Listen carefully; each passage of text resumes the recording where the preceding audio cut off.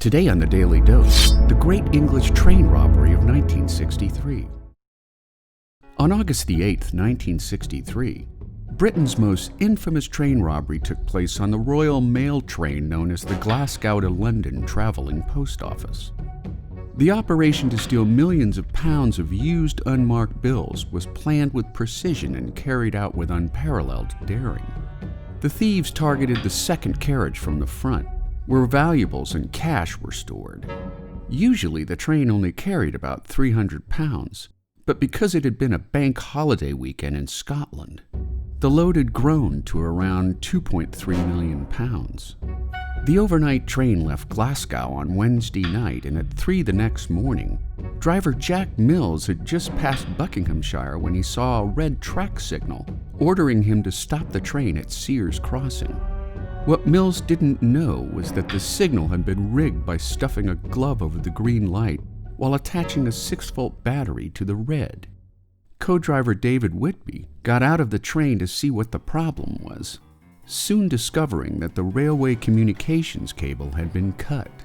Before he could retake the train, he was attacked, handcuffed, and thrown down an embankment. Meanwhile, one of the robbers boarded the train and knocked Jack Mills unconscious. It didn't take long for authorities to track down the gang's hideout, where they were summarily arrested after a failed attempt to flee. In 1964, 13 train robbers were sentenced to a combined 307 years in prison for carrying out Britain's most daring train robbery.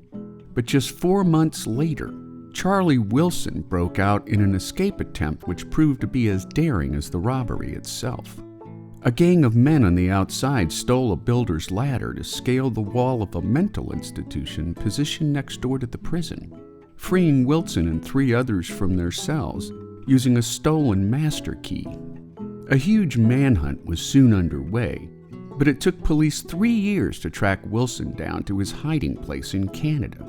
Train robber Ronnie Biggs was similarly disinclined to serve out his sentence and plotted an escape that would prove far more successful than Charlie Wilson's attempt.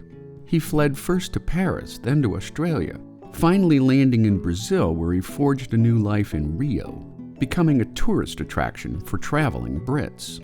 In 1999, he invited more than 100 people to his 70th birthday party. When his health failed after a series of strokes, in 2001 he returned to England, where he was sent back to prison to serve out the remainder of his sentence.